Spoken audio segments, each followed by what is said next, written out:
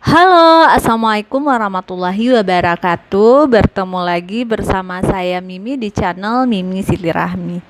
Nah, teman-teman, gak bosan-bosannya saya ucapin terima kasih buat teman-teman yang udah like, share, and subscribe ya, dan yang juga masih setia nonton video saya, yang masih nungguin uploadan terbaru. Semoga bisa diambil manfaat dari pengalaman-pengalaman saya ini selama menderita asam lambung, GERD, dan anxiety. Dan gak bosan-bosan juga saya ingatkan ke teman-teman yang baru menemukan salah satu video saya, supaya informasinya diserap dengan lengkap, tidak gagal paham.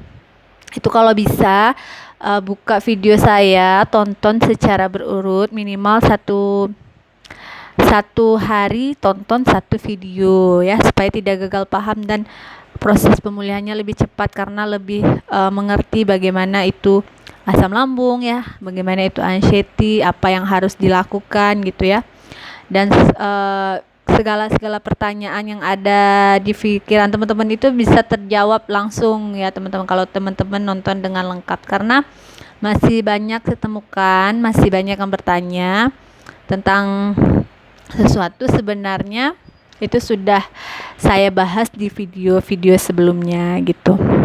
Nah, masih membahas ya seputaran asam lambung, GERD, dan anxiety. Jadi dari banyaknya video saya ya, itu masih banyak yang bertanya gimana sih cara sembuh ya teman-teman.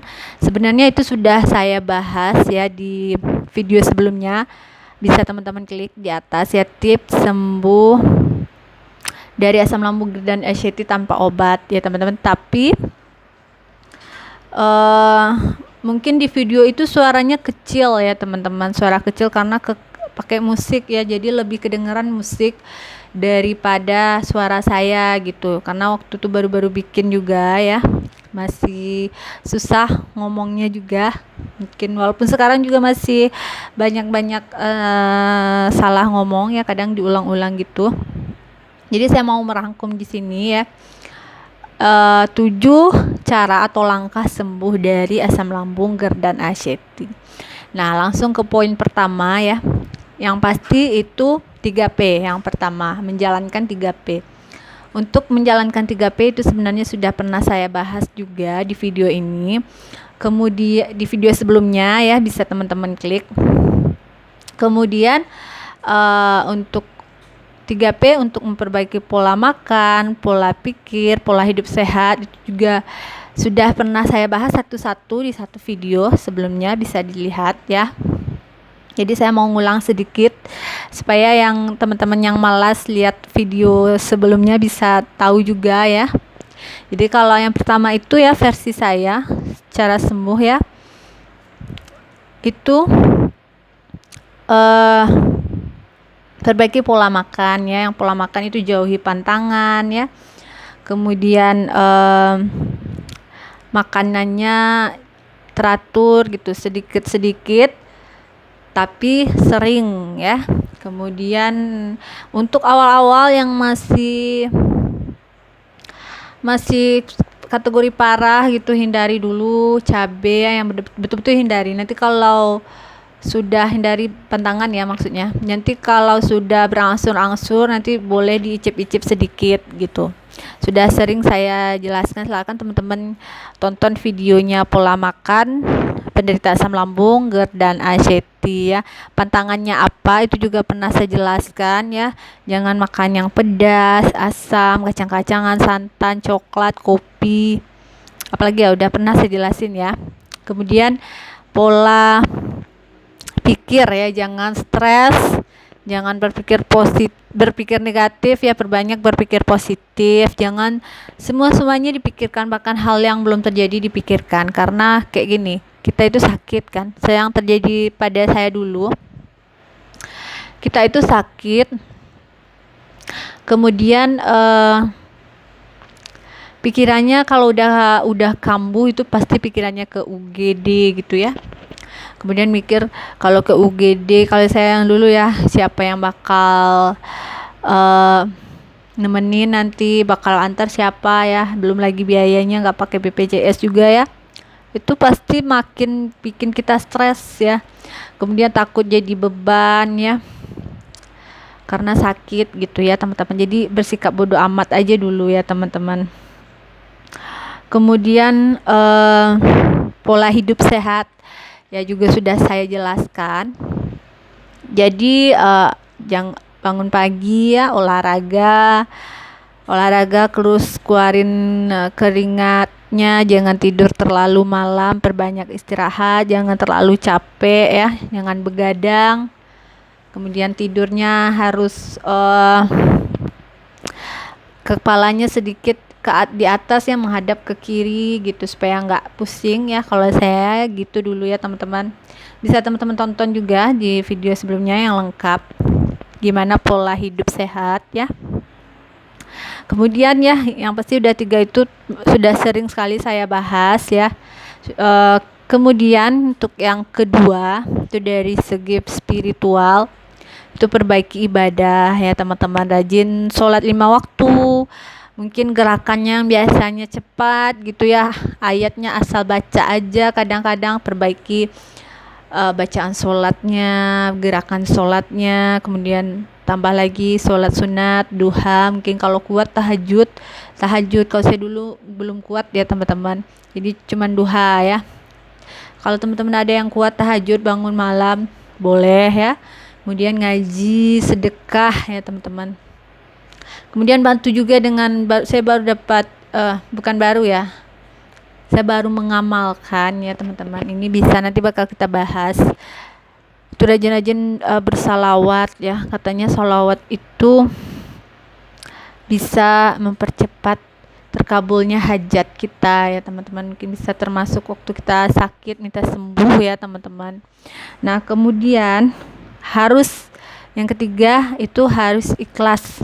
Nah, selagi teman-teman masih mengupat penyakit, masih mengeluhkan, masih membandingkan diri kita dengan orang-orang, berarti belum ikhlas ya. Jadi ini kan penyakit datangnya dari Tuhan, sembuhnya juga dari nanti Tuhan yang memberi izin lewat usaha kita ya. Jadi selagi belum ikhlas ya, ini yang terjadi sepengalaman saya, masih kayaknya kenapa saya yang sakit gitu ya. Padahal mau bekerja ya, mencari uang gitu, sementara yang lain bisa gitu, kita enggak, berarti belum ikhlas. Gimana caranya supaya ikhlas? Nah, saya jadi ingat ya salah satu ceramah Ustadz ya, karena bilang sakit itu adalah penggugur dosa. Bahkan kadangkala orang saking beratnya saking beratnya azab di akhirat ya teman-teman, jadi orang itu pengen dihidupkan lagi walau dalam keadaan sakit ya, supaya dosanya itu berkurang gitu ya teman-teman. Nah kemudian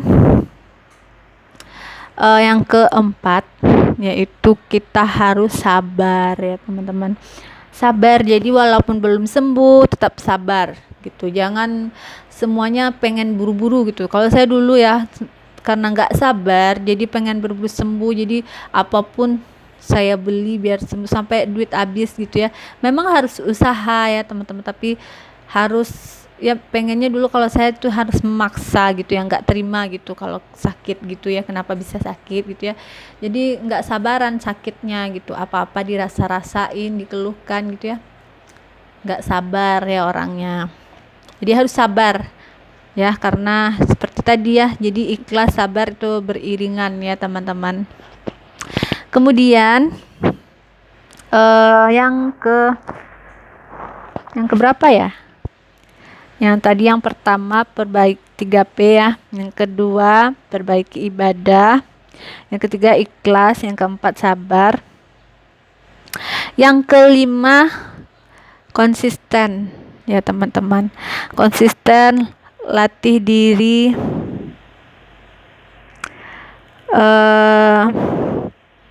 misalnya teman-teman maksud konsistennya gini ya, kalau sudah teman-teman kalau teman-teman sudah misalnya pagi-pagi kan saya anjurkan untuk berolahraga gitu, itu harus setiap hari ya, jangan hari ini iya besok enggak gitu, harus konsisten. Mengatur pola makannya harus konsisten, hidup teraturnya harus konsisten. Jangan hari ini ya besok makan pantangan, hari ini makannya gini besok makan patangan, jangan gitu. Hari ini mungkin cepat tidur besoknya begadang, jangan kayak gitu ya. Jadi harus konsisten, harus paksakan diri, harus latih diri kita untuk kembali hidup normal ya teman-teman. Harus dilatih terus, harus dipaksa ya teman-teman ya. Jadi harus konsisten untuk melakukannya gitu. Nah kemudian selanjutnya bagi yang terakhir ya teman-teman, bagi yang cocok dengan obat dokter atau ada obat herbal lainnya, bisa dibantu dengan obat ya. Kalau saya dulu nggak cocok ya teman-teman, memang karena obat saya akhirnya ujung-ujungnya madu aja ya teman-teman, madu. Jadi sampai sekarang kalaupun ada keluhan itu minum madu. Nah selain madu, saya juga untuk mengobati anxiety itu dengan nonton YouTube, video YouTube motivasi untuk sembuh dari asam lambung dan anxiety. Banyak sekali yang bikin YouTube tentang itu ya, termasuk saya juga. Jadi teman-teman bisa pilih mana yang paling teman-teman pahami, paling mengerti ya. Dan dari segi obat juga ya, mana yang cocok untuk teman-teman. Mungkin teman-teman ada resep dari dokter, bisa dibantu, cocok untuk teman-teman, bisa diminum ya, bisa diminum sesuai anjuran ya. Yang cocok obat herbal bisa juga ya, yang cocok madu boleh dibantu dengan madu gitu ya teman-teman. Nah jadi saya ulangi 7 langkah atau cara sembuh. Yang pertama tadi 3P, yang kedua perbaiki ibadah kita, yang ketiga ikhlas, yang keempat sabar, yang kelima konsisten ya, konsisten melatih diri. Kemudian yang keenam bantu dengan obat ya.